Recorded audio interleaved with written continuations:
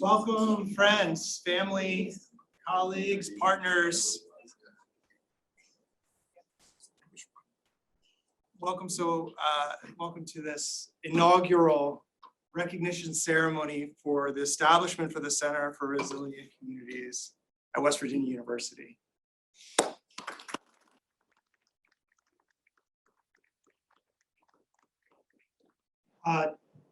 For our program for the next hour or so, we're at 1 o'clock, 1:20. We're at 1:20. Everything comes in its time. As folks who work with us know well, everything comes in its particular time.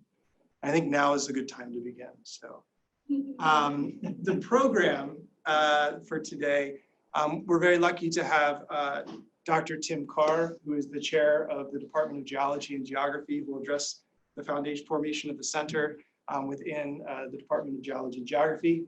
Tim will introduce the Dean of the Eberly College, Dr. Greg Dunaway, also to address the group and to the formation of the center. We'll then be welcoming Mars Attar from the One Foundation, whose generous partnership has made possible the establishment of the center. And then, if you will indulge me for a little more time, I'll just talk for a little while about also the relationship that we have with the One Foundation and the sort of a little bit of a story to share some of the essential principles and ideas that sort of form the center. In particular, the goal of establishing trust with communities, trust in our scholarship, trust in one another, and leveraging and building that trust so that we can create real change in our communities. So without further ado, I'll introduce Dr. Tim Carr, Chair of Geology and Geography.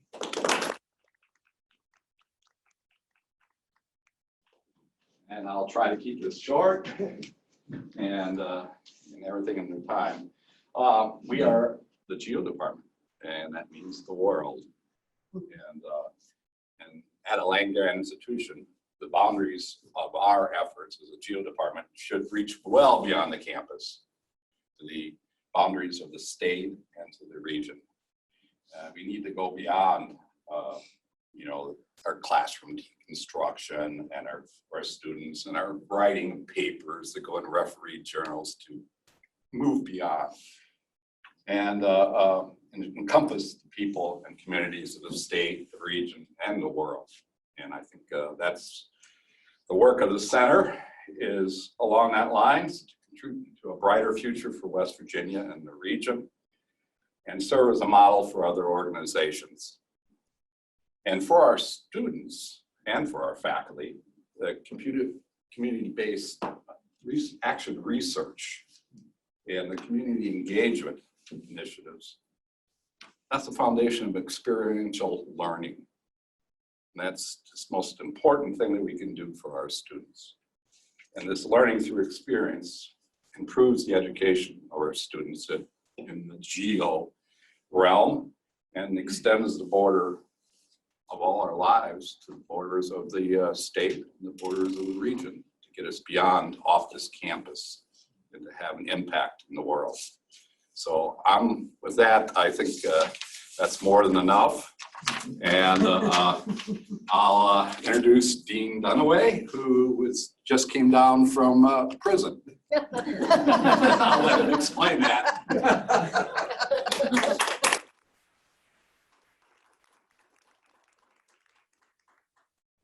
That's true. But I see one of the other individuals who was also in prison has made it out, and Pancake back there was a keynote speaker at a ceremony at State Correctional Facility in Pennsylvania that we're doing some very exciting work there, and I may mention that in a second as well. But yeah, it's nice to be here. It's great to be here, and Tim, thank you. Got an email from Professor Carr late last night, and when I heard that he was going to potentially introduce me, I was worried based on that. So, I was in a bad mood.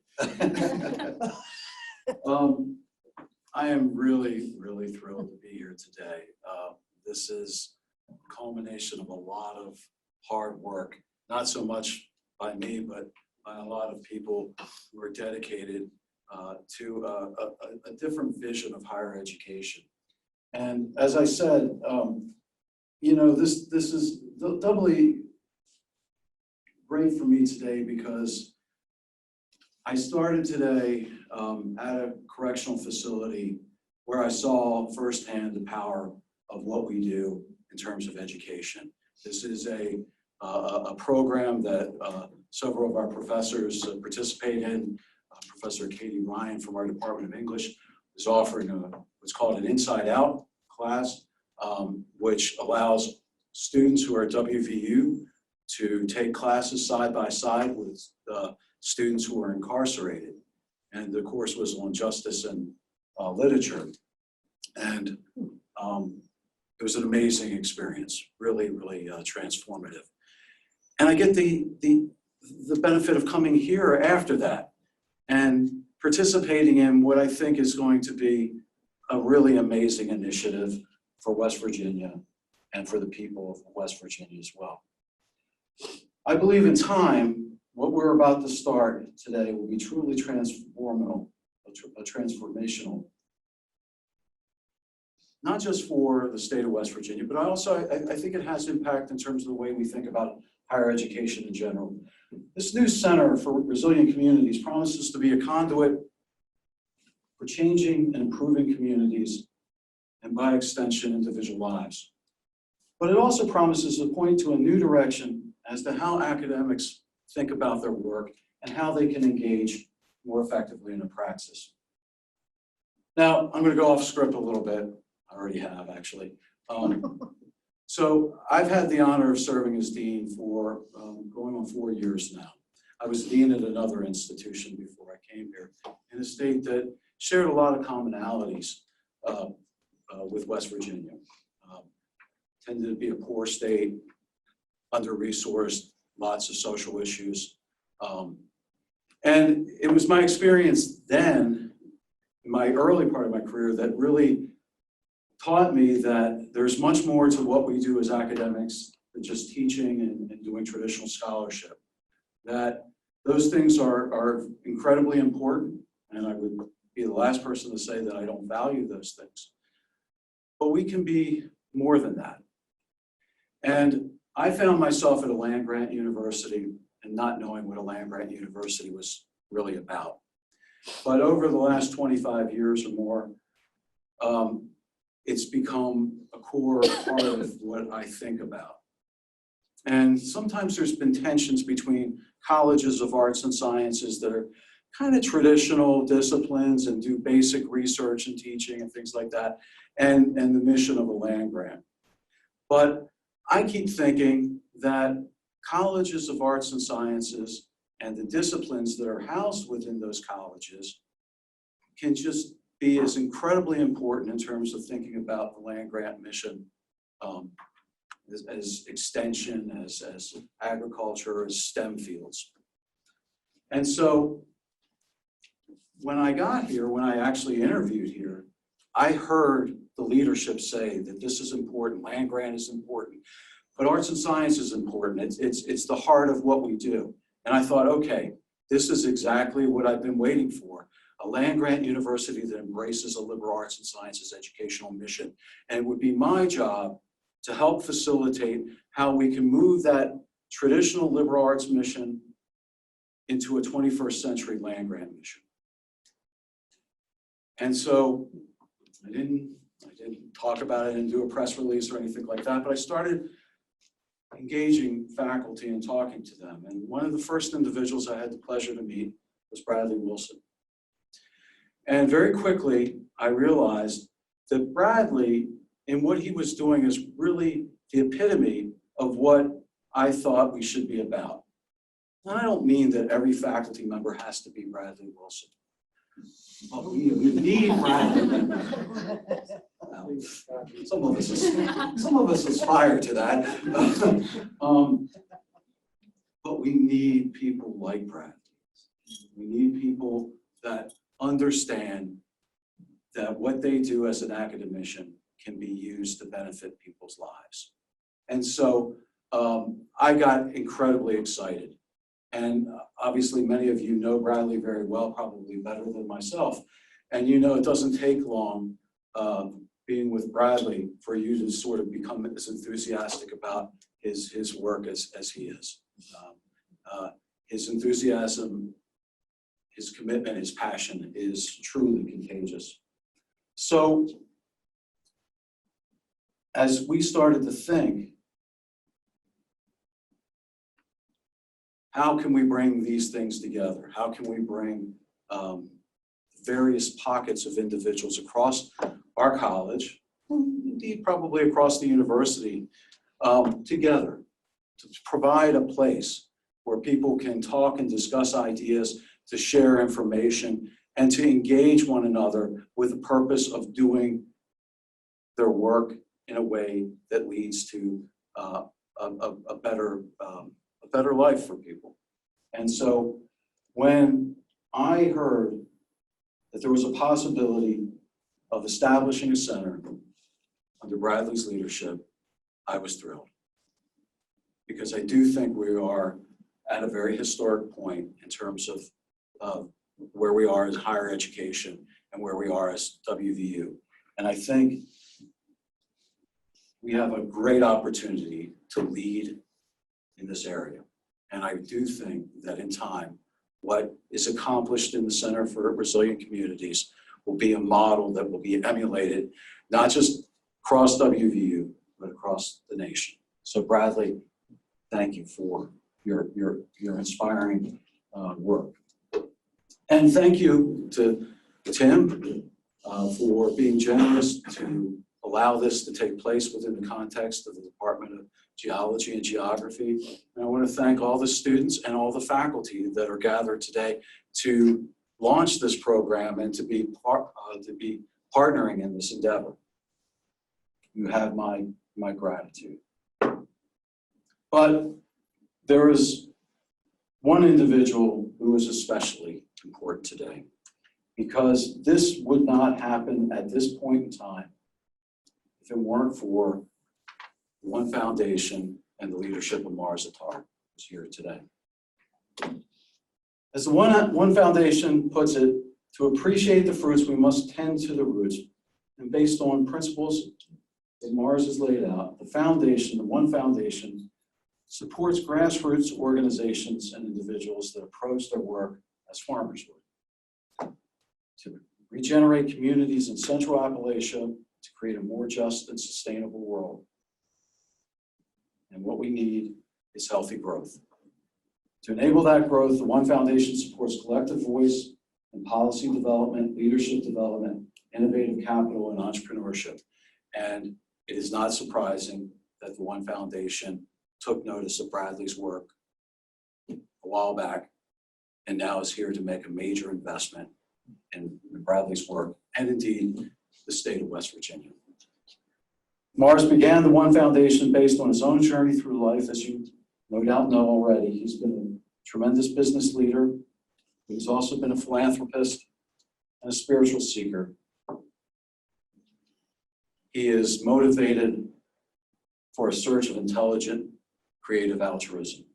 We were talking just a few moments ago, and I don't know that we actually used this word, Mars, but I think what you were really saying is, for us to be successful as a people, as a society, is that we have to have empathy.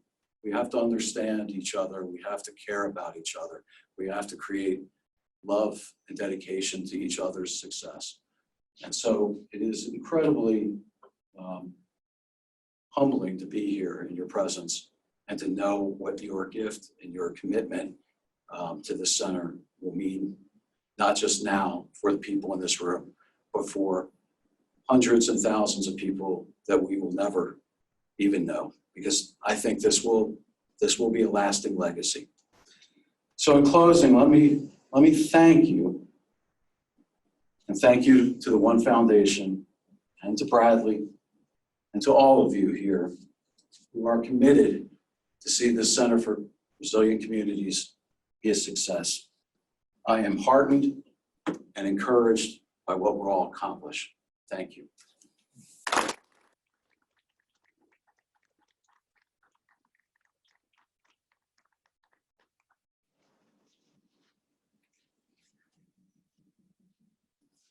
It's our turn, my brother.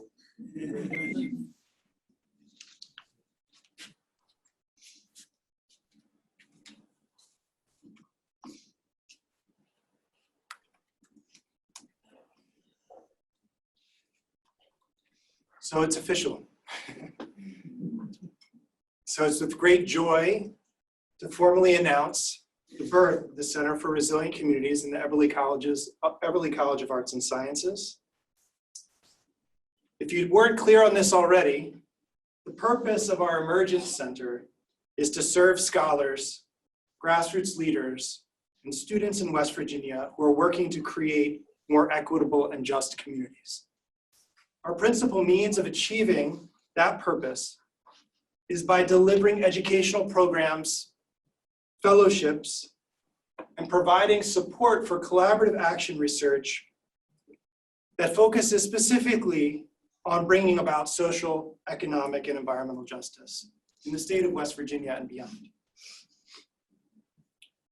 It would go without saying that obviously the Center for Resilient Communities, as I've said multiple times, would be simply a dream that we all had, if it weren't for the generous partnership and support of the One Foundation, and particularly the personal connection that I've been able to develop with Mars Attar and his family, Manijay, Kalindi, Tom. The One Foundation is a family foundation, and that's important to note. It's a family foundation. It's supported by the work of Ken Spellman, and hopefully joining us on the phone through our video conference, Barbara Wyckoff. They work with individuals and organizations to build lead enterprises that regenerate community, heal the planet and self. The One Foundation develops deep partnerships, and that's an experience that I've felt acutely, and many folks in this room have felt acutely through the work of Barbara Wyckoff, Mars, and Kent. We're not talking about a passive foundation that gives out money. We're talking about a foundation that invests in people and is committed in the long term to accompany individuals, organizations, and communities in advancing shared visions and goals. Describing the urgency of our shared vision for a center based at WVU, in a recent conversation, Mars said, "The world is in crisis. We need one another to vision together, to creatively imagine, to collaboratively strategize, and to take action to heal our communities. To achieve this unity of thought and action, we need love, sacrifice, and to share our gifts with those who seek." Sharing the essential wisdom that captures the intent of the center's collaborative research vision, Mars in the past has said, in order to serve appropriately, one could say, to do research and to work appropriately within communities, we must begin with attention to the ground, to understand the root causes of disharmony, hardship, and the realities facing our communities. We are truly inspired by this growing relationship that we have developed with the One Foundation, not only with its generous support, but rather also with its vision, its principles, and its commitment to them. One of the things that I found always most important in my relationship with Mars is that Mars holds attention. He allows space and encourages us to take the time to focus on what is truly important and to not be distracted by the things that are actually drawing us away from making the kinds of changes necessary, both personally as well as in our communities. So I want to thank him for that. That's probably what I want to thank him for the most. We're inspired by this growing partnership, and it's going to grow for years and years to come. If you don't notice the weights on my shoulders right now, you will soon, because of course the burden is now to increase and grow our community of practice beyond the walls of this room, beyond the walls of this department, beyond the walls of this college, and beyond the walls that we falsely create between organizations and communities across the state of West Virginia and beyond. So we're incredibly, incredibly grateful. But I want to tell a quick story, if you'll indulge me, because I think it helps to capture. And for some reason, I wanted to tell this story. And so if it doesn't work, it doesn't work. But I feel like it's important to tell this story. And if you'll indulge me for just a few more minutes, at the least, your lunch will digest and you'll leave with more energy and, and whatnot. So I begin with a quote from someone who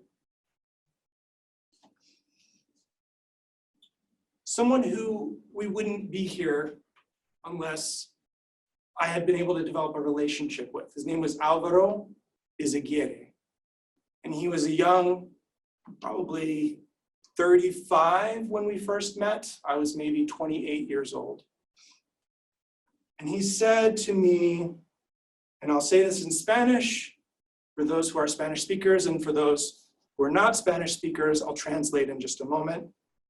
But when we first met in our first conversation, which happened in the front lawn under a big mango tree in San Ramon, Nicaragua, as I was about to embark on research, kind of collaborative research focused on cooperative development, he said to me, "Mira, si queremos inventar, inventemos pues.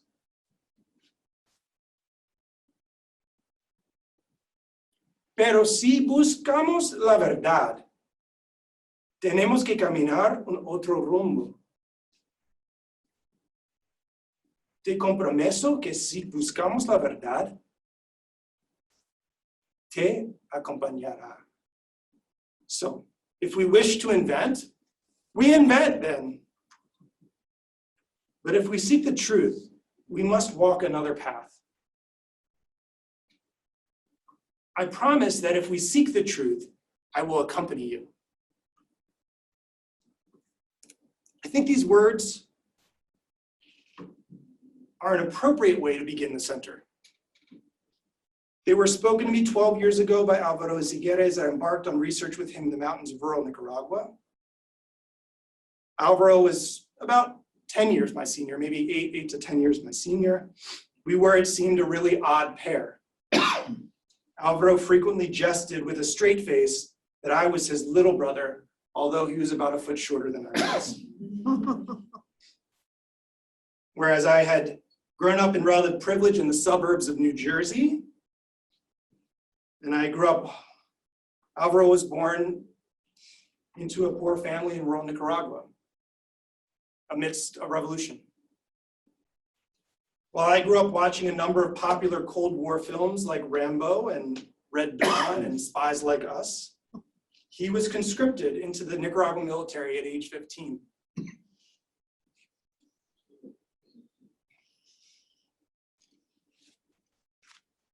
Where he would be forced to fight in a civil war that took the lives of 30,000 people, a war that systematically traumatized an entire generation. So for good reason, gringos like me in rural Nicaragua are viewed with some suspicion. That suspicion is warranted for at least two reasons. The first is that the CIA actually funded the Contra to terrorize rural communities in the 1980s as a means of destabilizing the Nicaraguan government.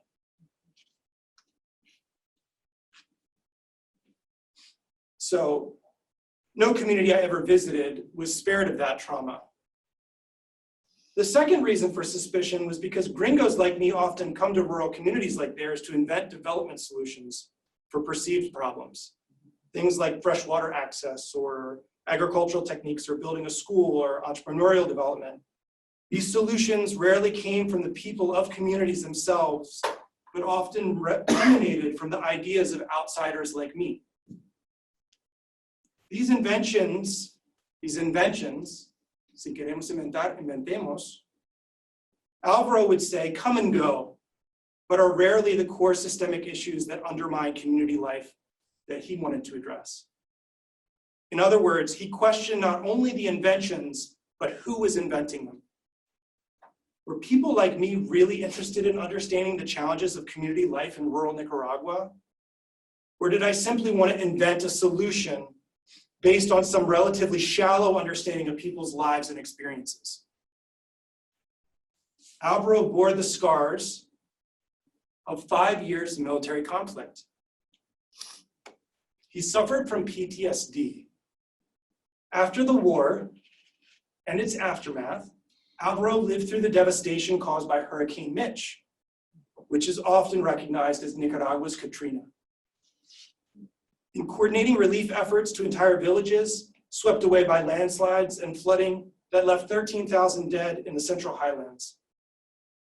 And Alvaro lived through the coffee crisis, which left more than 80,000 people in Nicaragua unemployed for more than 4 years. At that time, he worked with a movement of farm workers forcibly removed from coffee estates foreclosed upon by banks. 8,000 economic refugees who lacked food, water, housing, because coffee prices had reached record lows. He had seen a lot of groups like me come and go, and he had witnessed little positive change. For some reason, Alvaro sacrificed his suspicion of me and instead accompanied me in research as I sat with and learned from communities that had lived through this period, whose stories of resistance and resilience in the face of violence and dispossession and economic injustice and historic erasures. I listened to the spirit of people seeking a better life for their families and children. I learned about the essentials of long-term collaboration.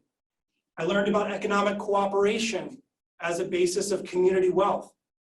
I learned about women's persistent, albeit often unacknowledged leadership in families, organizations, villages, and regions. I learned about songs and poetry and storytelling. I learned about the power of understanding a shared history.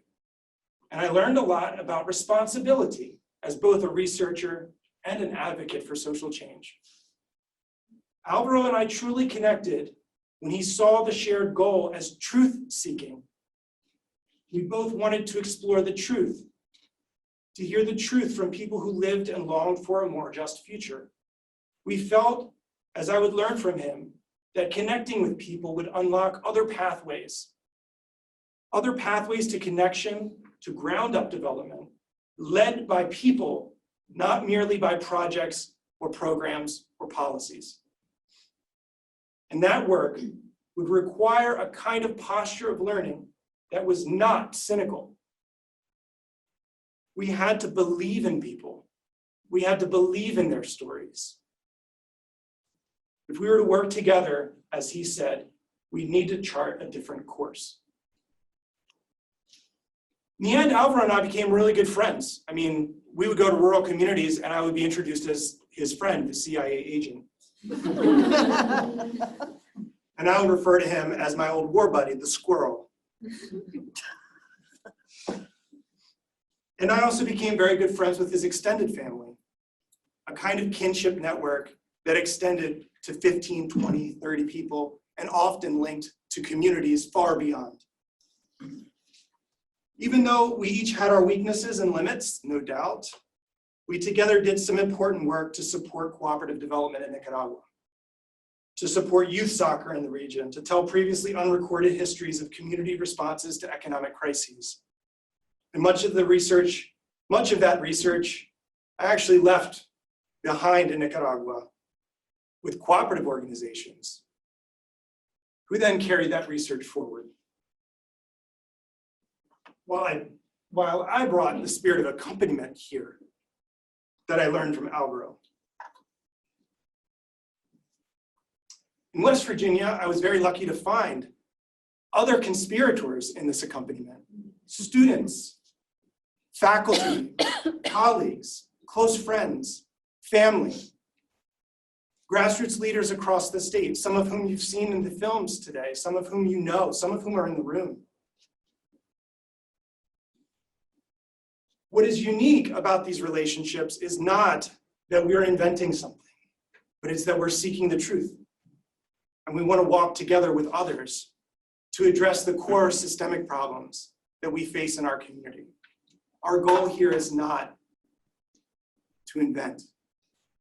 Our goal is to listen and to work with and stand in solidarity with communities across the state of West Virginia.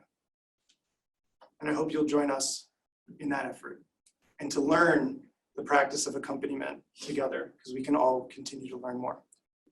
With that, thank you all.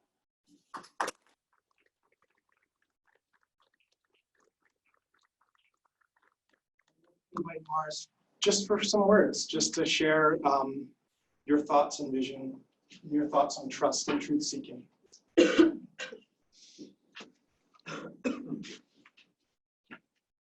Well,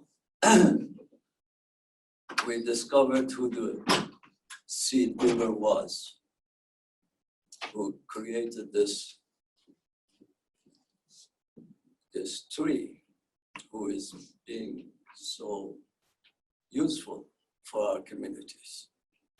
His name was Alvaro.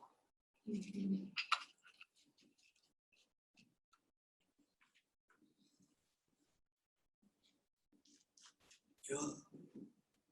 This kind of transformation, we are facing a world which demands from us to become a little more honest,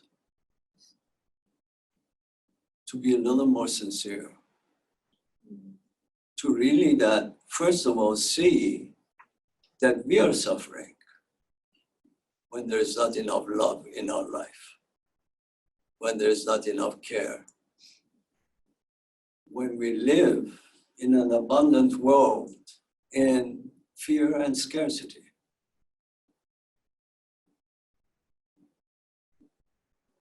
And I'm really delighted that somehow you had the opportunity to meet Alvaro and take it seriously. Take the mission seriously. And the proof of that is all of you.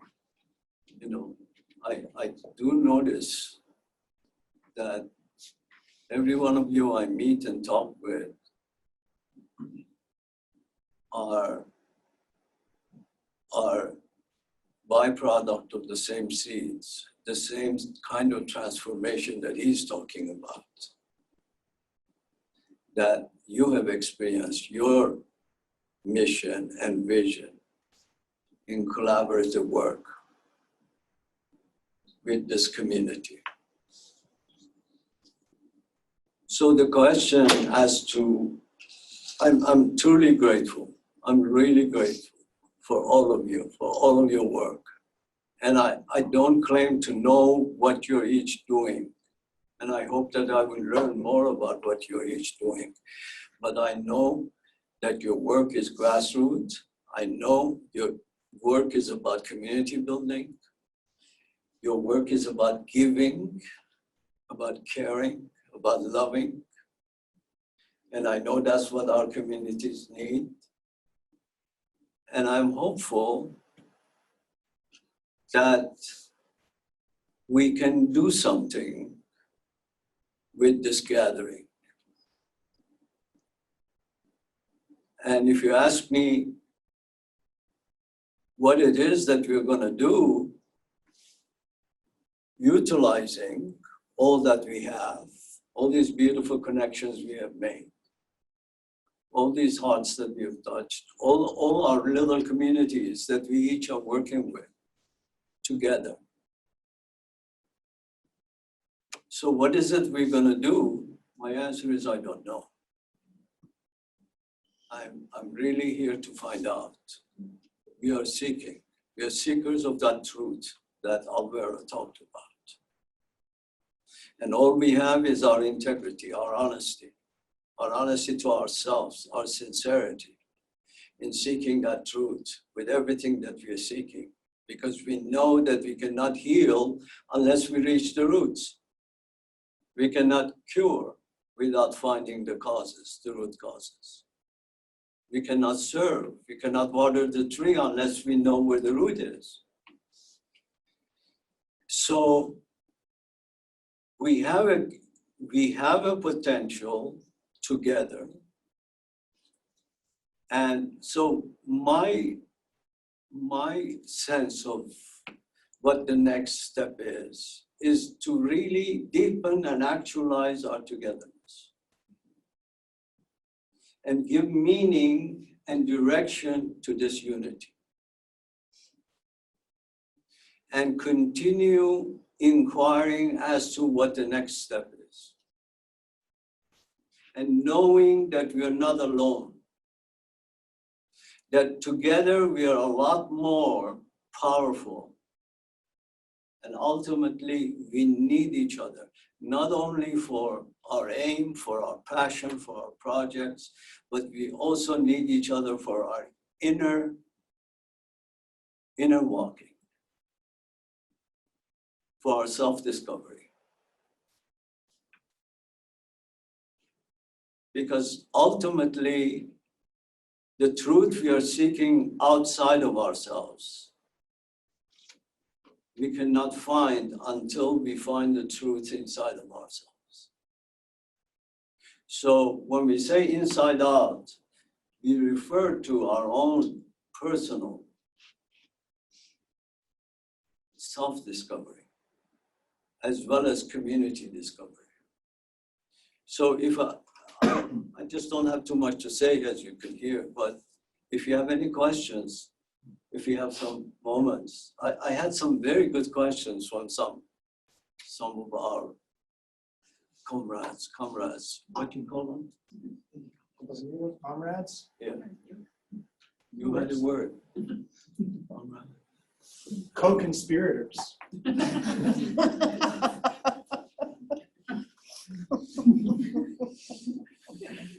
I think it'd be fine if we could take some questions from the group as well. I think we're joined as well by, I think Barbara Wyckoff was able to join us as well. And so thank you, Barbara, for joining us. We send our love. Yeah, some questions from the group. Together. Yes, let's do it together. Wonderful. Yes. Mars and I talked about doing kind of a tag team thing, so. One thing I need to say is that I couldn't be here without my wife's support and all that she gives. Actually, one of the essential thing in the work we do is our immediate relationships. It's not separable. You know, this compartmentalization and my job, my family, my this, my that, they're all related. You're in the core of it. And so, you know, if we can't manage our love at home, we don't have much love to give. And you know, your work takes a lot of love. Takes a lot of heart, every one of you. I don't think any one of you is here because of, you know, your livelihood alone. So. To open for questions, for Mars or for myself or about the center, details, questions, we can answer as they come. Colin, yeah. Here's the guy. Yeah, I will bring up what we talked about. So I guess hearing a lot about the center and kind of the mission and vision and what the concept of the center is. I know with the creation of something like that, it also has to do a lot with the individual's purpose and kind of how do you get to that stage, particularly you two. I'm intrigued on, I guess, in terms of your own, how does your own personal purpose, I guess, do you find they're similar between the two of you or different? And how has that kind of coincided in creating the center that we see today? I think that's a very fair question. I think he shared some of his views.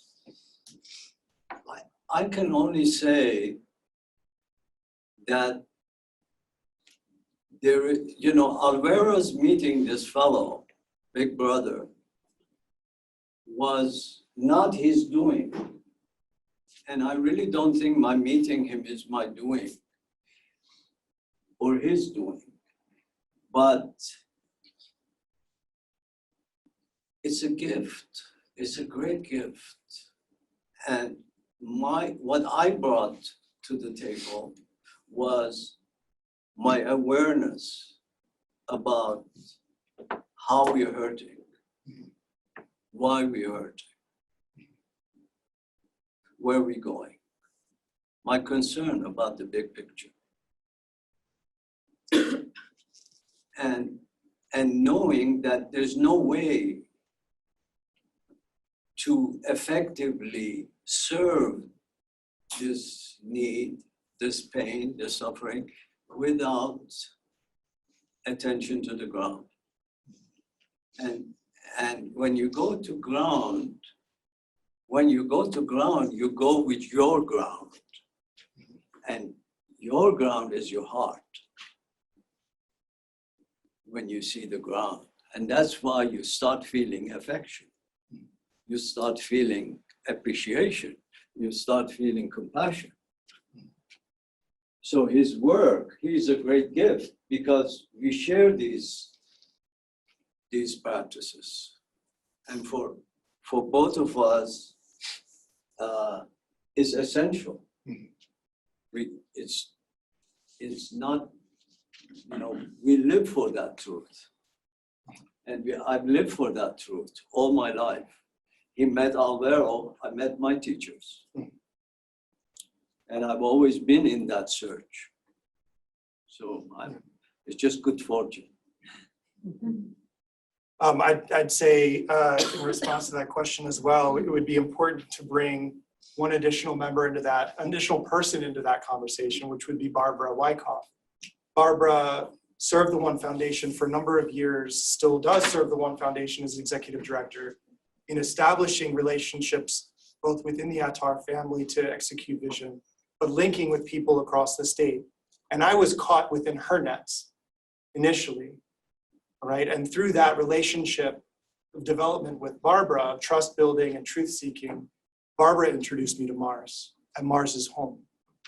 So And I think Barbara has this acute capacity to identify lights, beacons within the state of West Virginia. And I think she helped us to see, she connected with the work that I was doing with you, Colin. I mean, the fact of the matter is the first hand coffee cooperative was the thing that introduced us to the One Foundation. This was a crazy project of a pre-tenure faculty member at WVU with a bunch of crazy students trying to start a coffee company in a liberal arts college in a geography department. Made no sense whatsoever. It certainly wasn't going to result in a peer-reviewed publication. And so what she witnessed in that, I think, is what led us to the link with the One Foundation initially. And so it was the work of the students. So there are all of these sort of threading relationships and connections, but they ultimately do come back to something that I think Mars and Barbara and Manije and those who come into contact with the One Foundation feel, which is a real focus and attention on people's hearts and purpose and what they're trying to do in their lives. And the center, I think, is about that. The center in the concept of centering. It helps to hold attention on the things that we're most passionate about, but then supports those who are trying to actually achieve those visions and bring them into reality. And I think there's something about, this isn't all gushy love stuff. It's not. It actually translates into real stuff. I mean, it translates into real change in people's lives. And so I want to just stress that. The vision of the One Foundation is to actuate change in a very revolutionary kind of way. And I think that's really important. And I feel very lucky and blessed in the gift of having met Mars and the family, and to have met and deepen my relationship with Kent through this relationship, and deepen my relationship with Barbara, and that more people could then, through the development of the center, connect with some of this attention to truth seeking. Our new fellows who are joining us, who are going to help us find truth and seek truth. Our faculty fellows who are helping us focus on that. Hearing Dean Dunaway's talk today was incredibly inspiring. Hearing Tim Carr's comments today were incredibly inspiring. Again, this sort of the centering nature of this discussion. So it was a long answer to a direct question, but We also share a love of Persian culture, which is also important. So. And poetry. Yes, yes, Duncan. If I might ask, what's the number one thing that you're excited about accomplishing in 2020? Oh, that's a great question. So at this very moment, we are working directly with 5 student fellows who are here. Can you guys raise your hands? And some community fellows in the room as well. Cassie, Shaniqua Smith, who's a community fellow as well with the center, and a formal partnership with the West Virginia Healthy Kids and Families Coalition to center, almost like a magnifying glass, a lot of energy into one organization's work, connecting it to action research, and actually developing a collaborative action research program with one organization that's in a transition. So what I'm really excited about is that students are going to have opportunities for experiential learning and growth, and to find out what their true passions are in a group that is large, with a group of faculty and staff with the center, that Shaniqua and Cassie are going to have the opportunity to develop their initiatives within the context of this collaboration, and that a really crucial organization within the state of West Virginia, who's working on everything from supporting the development of childcare centers, to supporting housing initiatives and policy change, and working on addressing the school to prison pipeline in the state of West Virginia, are going to have this injection of support and energy that will actually secure and develop that institution and that organization. So you hit 3 things at one time.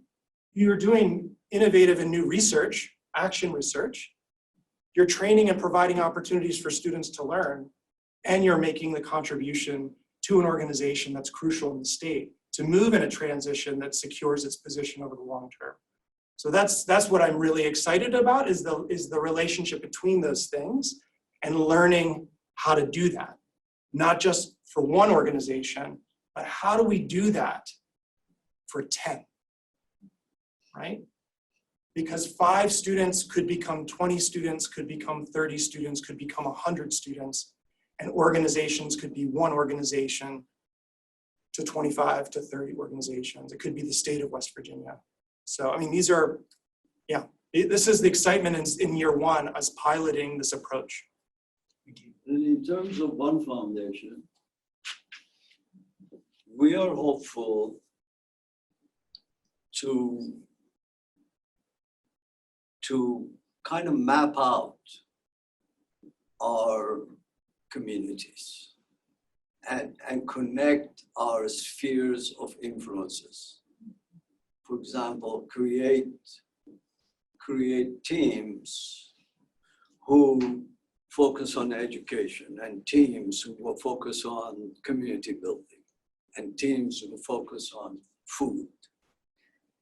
And begin harvesting information and begin getting ideas and such improving communication and working more closely with more trust, with more confidence with our partners. And I think 2020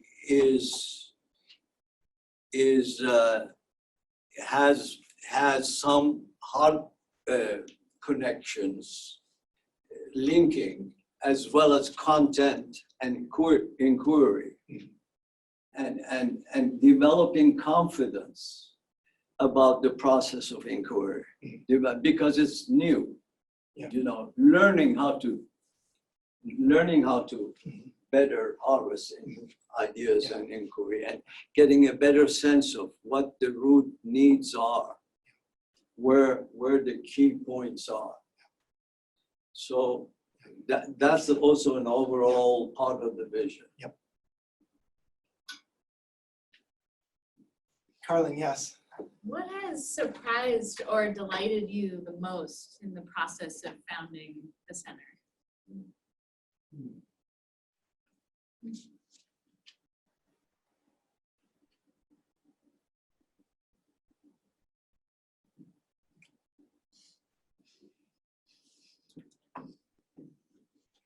the camaraderie of my peers, the people who have stood up and said, yes, this is important. The dean of a R1 university's arts and sciences saying that's it. The faculty of our department lining up behind and support of this. People across the state saying, yes, we'll go with that. We'll go there. Let's try it. You know, I mean, the sense of possibility in a context where very often cynicism rules. It's always about the next thing that just needs to get done. And I think that, you know, it can easily become a self-fulfilling prophecy. Cynicism breeds more cynicism, breeds more cynicism, breeds more cynicism. The only way to break through that is just sacrificing it, saying, no, I'm not going to be cynical here. I'm actually going to see if this will work. And to see the outpouring of a non-cynical posture towards what we're trying to do, knowing full well that we don't fully know what we're doing either. You know, and I think that that's important, you know, but I think this is Mars's point. I think we opened our first conversation with just a series of questions that we were going to try to answer. First question was, how do we cultivate the next generation of human resources people who can carry forward social transformation in the state of West Virginia? Not that we already know how to do that, because clearly we don't. That's right. We haven't figured out what the recipe is. So that posture of sort of humility that we don't know, that people are also down with that, was also very cool and really wonderful. And the fact, of course, that Mars was down and that Barbara was down and that Kent was down with that idea, I think is also really important. This concept of, we're going to experiment here. And then we're going to learn through the process, but we trust each other. So it comes back to trust, ultimately, the sense of of trust. Right. Yeah. I really concur, baby. The thing is, for those who have experience with integrity with life, seeking truth in every one of your connection and relationships. You feel, and everything you say, everything you believe in, every decision you make, you seek that light. You will find that world is very lonely. And you start doubting yourself. And you start being pushed away, the cynicism he talks about. Because we are programmed to make, what was your man saying? Making things. Invent things. Inventing things. Instead of seeking the truth. And if you dedicate yourself, you're going to feel that people will be arguing with you all the time because of the programming existing. And being seen is really inspiring. I mean, you know, I feel younger, I feel energized when I come into the association that you provide. Because I feel like, hey, we are kids. We are kids. And that kinship has been missing. Kinship means that all stakeholders matter. All stakeholders matter, and we don't even know half of them, or 99% of them. So, yeah, I agree with that. Felt. Yeah, I think one other surprising thing, which I'm sure that Greg Dunaway and I can concur on, is the things that were said in Woodburn Hall in a meeting that we hosted in was it December or January last year, the conversations that we were having as we sorted through what the center's vision would be. And you're having an experience of it here and now. We're not talking in sort of the square pegs of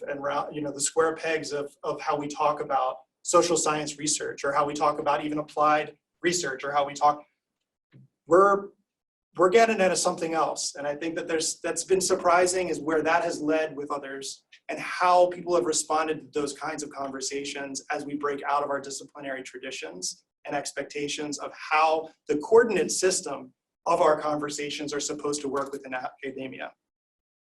And the funny thing is, this is not the only place where this is happening. The concept of love and the question of love is affecting all disciplines across all fields. The questions of truth-seeking and, again, maybe we're talking at a spiritual level here at some level. Well, that's happening across disciplines as well.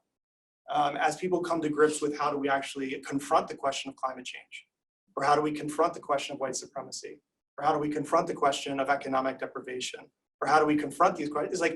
It's not going to be just technical solutions. It's going to be long-term accompaniment work. It's going to be solidarity. It's going to be finding each other in other kinds of means, right? In the story, not in the theory.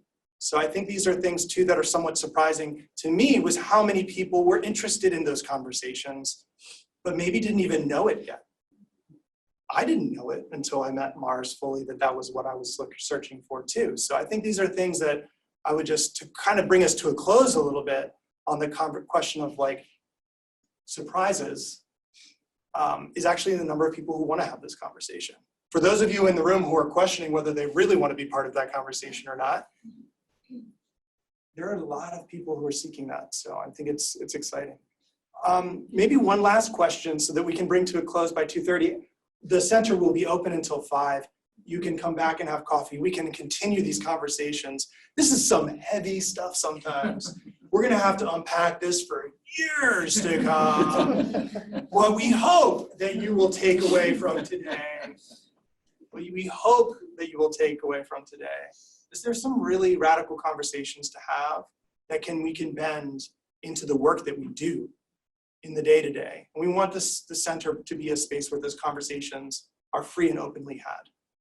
Right? And I think that as expressed by the directions that we've taken our conversation today, it illustrates that from the outset, right? That it's not off limits. Final questions?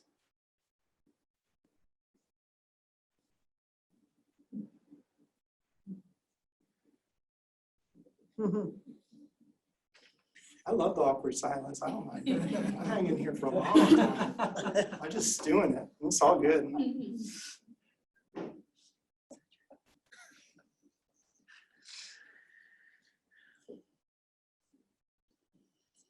So Bradley, I would just add a comment about how the amazing thing about this center becoming a reality is that it became a reality, and how much luck was involved in making that happen. Beyond the luck that we bring individually, there's a lot of collective luck that has to be in place for something like this to happen. I use the analogy of making popcorn often, and it takes 4 things basically to make popcorn. You have to have a pan, you have to have the corn, you have to have the heat, and you have to have the oil. And if any one of those 4 is missing, the popcorn is a mess.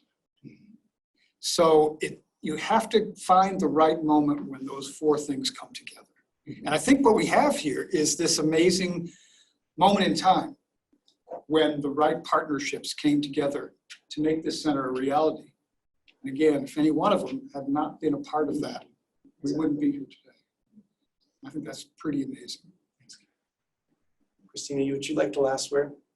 This might be more of a comment too, but based off of what he's saying about this prime environment, do you think there's anything special or unique about this happening in West Virginia? Because I have friends that go to universities in California and New York, and I haven't heard about any kind of center for social action at this grassroots level. And especially when there's so much, not pessimism, but you would think that this state is one of the last to do these kind of projects, but it's not. Like you guys were saying, you're shocked at how many people are willing to make a change. And that's something I've seen too, that the state wants to heal. Nobody wants to suffer. So I just think it's really unique that this state is where this is happening at West Virginia University. And I'm thankful for that. This returns to the opening comments from Dean Dunaway.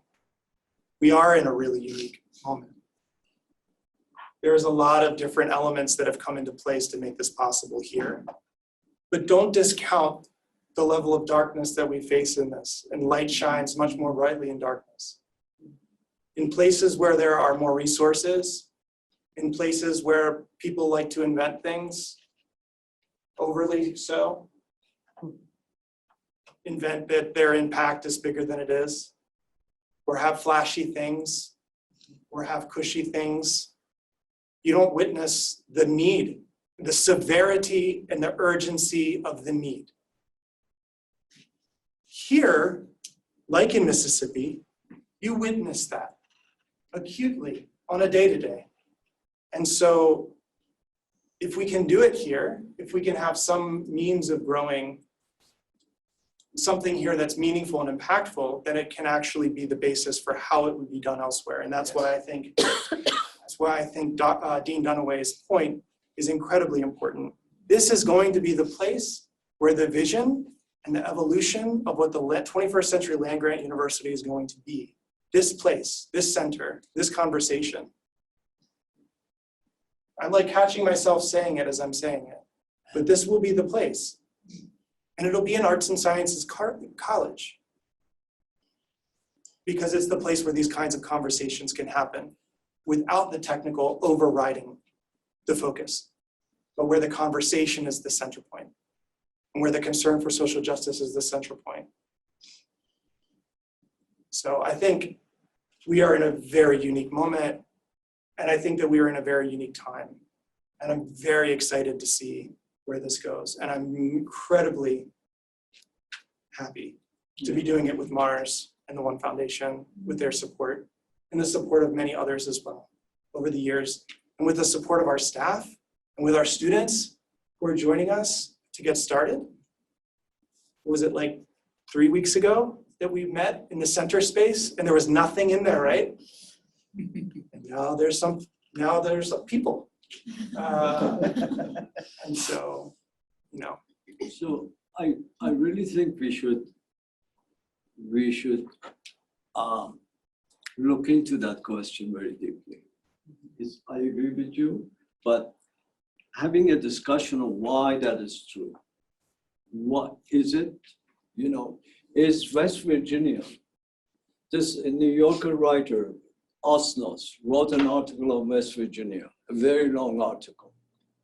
And he concluded at the end of that article that actually West Virginia is the canary of our civilization, our corrupt Very true. system. So, and the relationship between pain and life. Why we're using the word resilient? Why are we, is it just a cute word or is it real? Meaning, who are we? Who is this community? Appreciating what we have.